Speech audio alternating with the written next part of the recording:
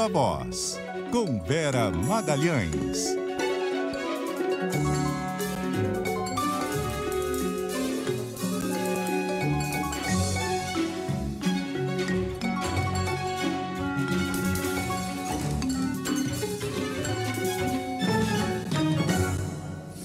E aí, Vera? Oi, Sardenberg, boa tarde para você, para Marcela, para quem ouve e assiste o CBN Brasil. Boa tarde, Vera. Vera, e a cerimônia, Vera? O discurso do Lula, participações, ausências...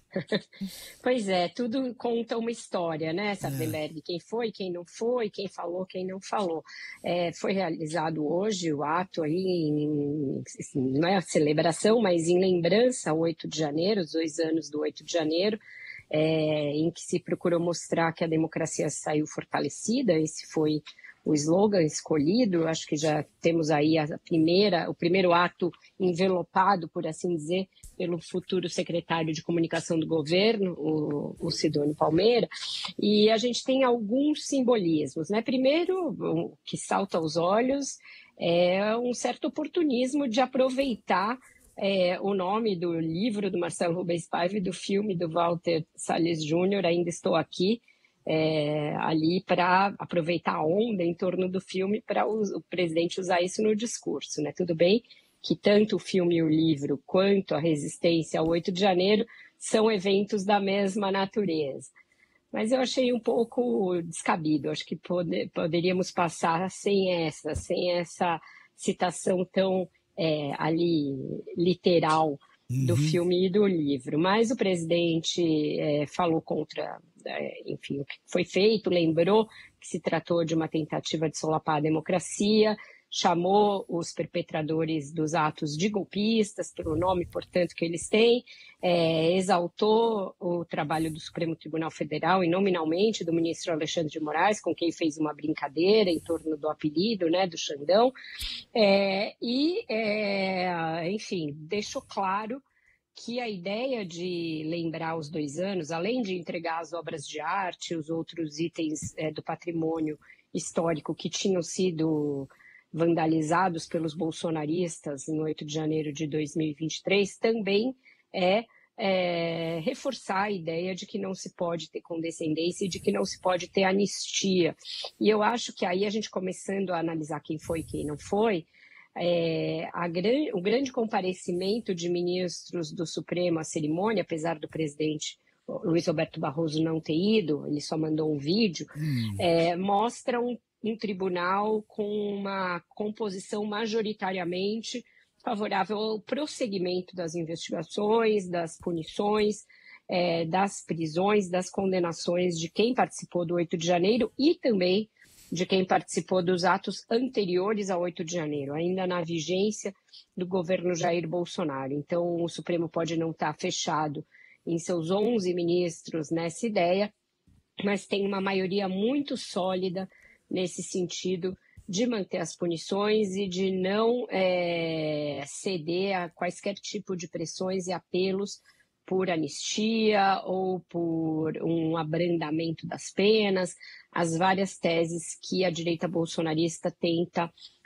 fazer ganhar em corpo por aí.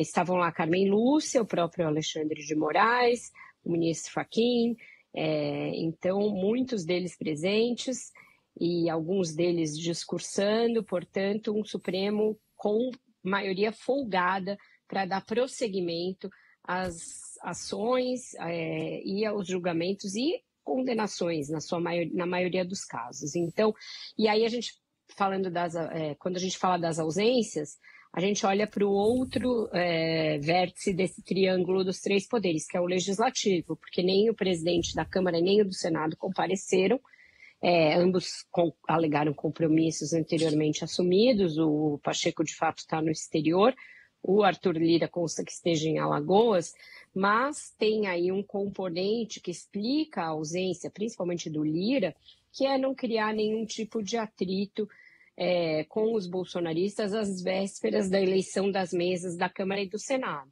Está tudo já mais ou menos arranjado, jogo praticamente jogado, mas o Lira procurou evitar criar um atrito com os bolsonaristas, porque eles vão votar no seu candidato, que é o Hugo Mota, que é também o candidato do PT e do Planalto. E da mesma maneira, o Barroso assim, evita também qualquer tipo de saia justa com a bancada bolsonarista lá no Senado. Então, o Pacheco até se manifestou nas suas redes, referendou a ideia de que fora da democracia não existe nenhum tipo de liberdade, reafirmou os preceitos democráticos, etc., mas não falou a palavra golpe na postagem que fez e não compareceu. Então foi uma coisa num tom um pouquinho mais brando do que, por exemplo, a reação imediata que ele teve no próprio 8 de janeiro de 2023. Uhum.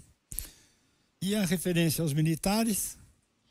Pois é, o Lula procurou fazer um aceno e evitar a saia justa, porque os militares vinham um pouco incomodados com a realização desse ato, com tudo que está acontecendo, com o fato de haver generais presos e de a gente estar na iminência de ter alguns deles, inclusive, condenados pela justiça comum.